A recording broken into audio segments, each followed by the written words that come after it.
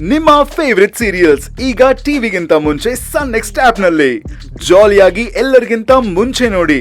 ಈಗಲೇ ಸನ್ next app download ಮಾಡಿ ಮತ್ತು ಸಬ್ಸ್ಕ್ರೈಬ್ ಮಾಡ್ಕೊಳ್ಳಿ.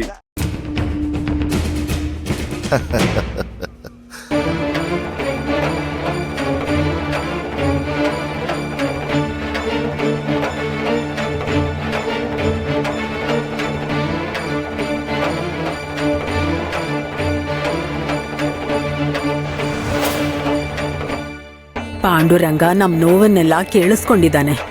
ಮಹಾಜನ್ ಇರೋದ್ರಿಂದ ತೀರ್ಪು ನ್ಯಾಯಬದ್ಧವಾಗಿರುತ್ತೆ. ಹೌದು ಅತ್ತೆ, ಶಿವಪ್ಪನಿಗೆ ಮುಕ್ತಿ ಸಿಗತ್ತೆ. ಎಲ್ಲ ಪಾಂಡುರಂಗಂದಯೇ. ಅವರಿಗೆ ಮುಕ್ತಿ ಸಿಕ್ಕಿದ್ರೆ ಗುಡಿ ಬಾಗ್ಲನ್ನ ತೆಗಿಬಹುದು.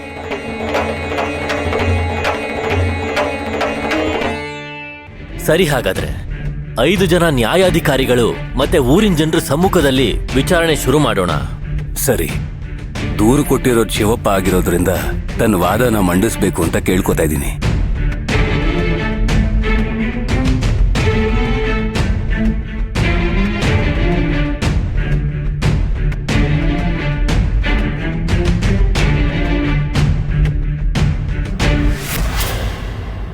ಈ ಊರಿನ ಜನರು ಮುಂದೆ, ಇಲ್ಲಿ ಮೇಲ್ ಕೂತಿರೋ ಗಣ್ಯರ ಮುಂದೆ ನಾನು ಪಾಂಡುರಂಗನ ಮೇಲೆ ಆಣೆ ಮಾಡಿ ಹೇಳ್ತಿದ್ದೀನಿ. ನಾನು ತಗೊಂಡಿರೋ ಸಾಲ ಕೇವಲ 10 ಹೊನ್ನುಗಳು. ತಗೊಂಡಿರೋ ಸಾಲ ಗಡುವು ಮುಂಚೆನೆ, ಅಂದ್ರೆ ನವಮಿ ದಿನ ಸೂರ್ಯಾಸ್ತ ಆಗೋದ್ರೊಳಗೆ ತೀರ್ಸಿದ್ದೀನಿ. ಆದ್ರೂ ಕೂಡ ಸಾಲ ತೀರ್ಸಿಲ್ಲ ಅಂತ ಸುಳ್ಳು ಆರೋಪ ಮಾಡ್ತಿದ್ದಾರೆ, ಸುಳ್ಳು ಅಂತ ನಿಂದಿಸ್ತಿದ್ದಾರೆ. ತಗೊಂಡಿರೋದು 10 ಹೊನ್ಗಳಾದ್ರೂ 110 ಹೊನ್ಗಳು ಅಂತ ಹೇಳ್ತಿದ್ದಾರೆ.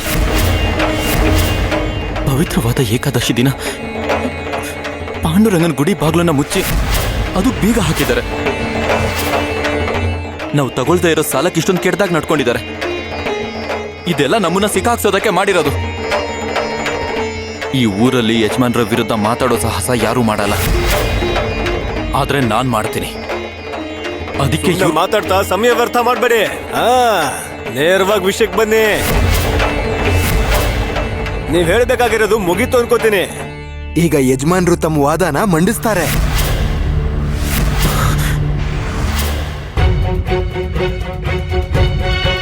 ಶಿವಪ್ಪ ಮಾಡಿರೋ ಆರೋಪಗಳನ್ನ ನಾನು ತೀವ್ರವಾಗಿ ಖಂಡಿಸ್ತೀನಿ. ಈ ಸುಳ್ಳುಗಾರ ನನ್ನಿಂದ ಸಾಲವಾಗಿ 10 ಹೊನ್ನುಗಳನ್ನಲ್ಲ 110 ಹೊನ್ನುಗಳನ್ನ ತಗೊಂಡಿದ್ದಾನೆ.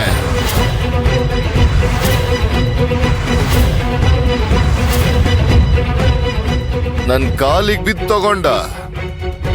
ವಾಪಸ್ ಕೊಡು ಅಂತ ಕೇಳಿದ್ರೆ ಗಲಾಟೆ ಮಾಡ್ತಿದ್ದಾನೆ. ಇದು ಸುಳ್ಳು. ನಾವು ನಮ್ಮ ಹತ್ರ ಇರೋದ್ರಲ್ಲೇ ಹೊಂದಾಣಿಕೆ ಮಾಡ್ಕೊಂಡು ಬದುಕ್ತೀವಿ. ಆಕಾಶ ಕೇಣಿ ಹಾಕೋ ದುರಾಸೆ ಇರೋರಲ್ಲ ನಾವು. ಅದು ನಿಜ. ಶಿವಪ್ಪ ದೇವ್ರಂತ ಮನುಷ್ಯ, ತಪ್ಪು ಮಾಡಲ್ಲ. ಶಿವಪ್ಪ ಏನಾದ್ರೂ 7 ಅಂತಸ್ತಿನ ಮನೆ ಕಟ್ಸಿದಾನ? 110 ಹೊನ್ನು ತಗೊಂಡಿದ್ದಾನೆ ಅಂತ ಅವನ್ ಮೇಲೆ ಆರೋಪ ಮಾಡ್ತಾ ಇದ್ದೀರಾ? ಹಿಂದು ಮುಂದೆ ಯೋಚನೆ ಮಾಡದೆ ಸಾಲ ತಗೊಳ್ಳೋರೆಲ್ಲ ಹೀಗೆ ಹೇಳೋದು. ದುಡ್ಡು ತಗೊಂಡ್ಮೇಲೆ ತಗೊಂಡಿಲ್ಲ ಅಂತ ವಾದ ಮಾಡೋದು ಸಹಜನೇ. ಇಂಥ ಅನುಭವಗಳು ತುಂಬಾ ಆಗಿವೆ. ನಿಜಾನೇ, ಸಾಲ ತಗೊಂಡಿಲ್ಲ ಅನ್ನೋರ್ನ ನಾವು ತುಂಬಾ ಜನರನ್ನ ನೋಡಿದೀವಿ. ನರೋಬಾ ನೀನೇನು ಮಾತಾಡ್ಬೇಡ. 5 ನ್ಯಾಯಾಧಿಕಾರಿಗಳನ್ನ, ಮುಖ್ಯವಾಗಿ ಮಹಾಜನ್ ಅವರನ್ನ ಕೇಳ್ತಾ ಇದ್ದೀನಿ.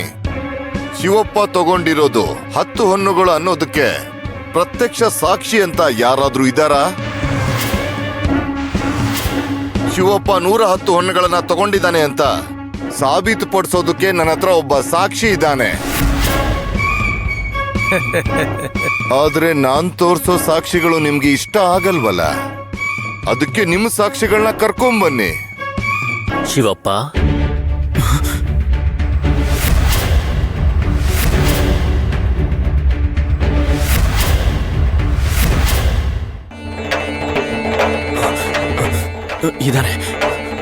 ಇದಾನೆ ಸಾಕ್ಷಿ ಇದ್ದಾನೆ.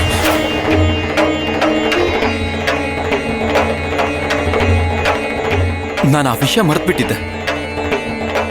ಸಾಕ್ಷಿ ಇದ್ದಾನೆ. ನಾನು 10 ಹೊನ್ನುಗಳು ಸಾಲ ತಗೊಂಡಾಗ ಇಲ್ಲಿ ನೋಡಿ, ಈ ಸೋಮನಾಥ ಅಲ್ಲೇ ಇದ್ದ.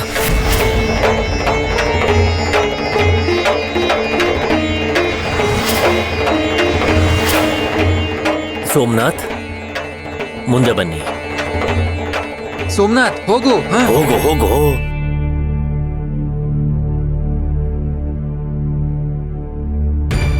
ಶಿವಪ್ಪ ಯಜಮಾನ್ರ ಹತ್ರ ಪತ್ರ ಬರ್ಸ್ಕೊಳ್ಳೋ ಸಮಯದಲ್ಲಿ ನೀವು ಅಲ್ಲೇ ಇದ್ರಿ ಅಂತ ಹೇಳ್ತಿದ್ದಾರೆ. ಅದು ನಿಜಾನೋ ಸುಳ್ಳು ಅಂತ ಎಲ್ಲರ ಮುಂದೆ ಹೇಳಿ.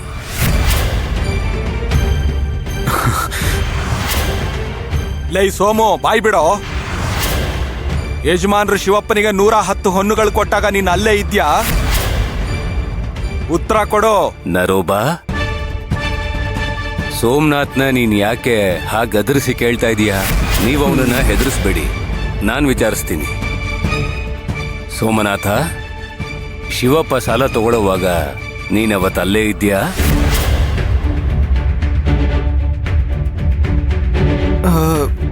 ಹೌದು.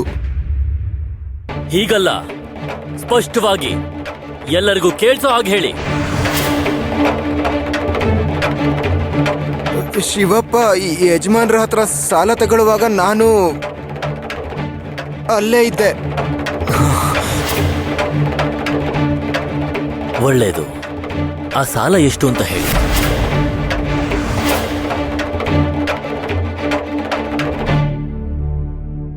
110 ಹೊನ್ನುಗಳು.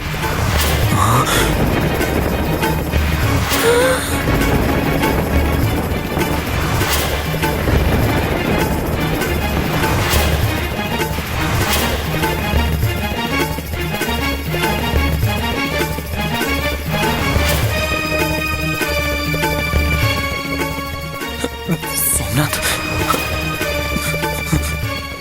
ಸೋಮನಾಥ್, ಯಾಕೆ ಸುಳ್ಳು ಹೇಳ್ತಿದ್ಯಾ ನೀನು?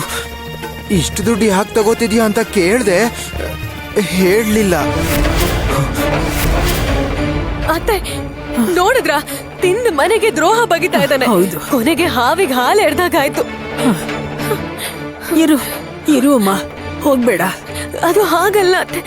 ಬೇಡ, ಹೋಗ್ಬೇಡ. ಸೋಮನಾಥ್, ನೀನ್ ಸುಳ್ಳು ಹೇಳ್ತಿದ್ಯಾ? ಅಯ್ಯೋ, ದುಡ್ಡಿಗೆ ಮಾರ್ಕೊಂಡ್ಬಿಟ್ಟಿದ್ಯಾ? ಶಿವಪ್ಪ ನಿನ್ಗೆ ಎಷ್ಟು ಉಪಕಾರ ಮಾಡಿದ್ದಾರೆ ಅಂತ ಮರ್ತು ಹೋದ? ಅವನಿಲ್ಲ ಅಂದಿದ್ರೆ ನೀನ್ ಸತ್ಯ ಹೋಗಿರ್ತಿದ್ದ. ಹೌದು. ಸಾಕ್ಷಿನ ಅನ್ಯಾಯವಾಗಿ ಹೆದರ್ಸ್ತಿದ್ದೀರಾ ನೀವು? ನೀವು ಇವನ್ನ ಹೆದರ್ಸಿದ್ದೀರಾ ಅಂತ ಸ್ಪಷ್ಟವಾಗಿ ಗೊತ್ತಾಗ್ತಿದೆ. ಗಡಗಡ ಅಂತ ನಡುಕ್ತಿದ್ದಾನೆ. ಲೇ ದಿನು, ಮಾರುತಿ, ನೀವಿಬ್ರು ಬಾಯಿ ಮುಚ್ಕೊಂಡಿರಿ. ದೊಡ್ಡೋರು ಮಾತಾಡ್ಬೇಕಾದ್ರೆ ಮಧ್ಯ ಬಾಯಿ ಹಾಕಿದ್ರೆ ನಿಮ್ಮಿಬ್ರು ಇಲ್ಲಿಂದ ಹೊರಗೆ ಹಾಕ್ಬೇಕಾಗತ್ತೆ. ಮಹಾಜನ್ ಅವ್ರೆ, ಕೇಳಿಸ್ಕೊಂಡ್ರಿ ತಾನೆ? ಶಿವಪ್ಪನಿಗೆ ಬೇಕಾದ ವ್ಯಕ್ತಿನೇ ಸಾಕ್ಷಿ ಹೇಳಿದ್ದಾನೆ. ಇದನ್ನು ಒಪ್ಕೊಳ್ಳಿಲ್ಲ ಅಂದ್ರೆ ಹೇಗೆ?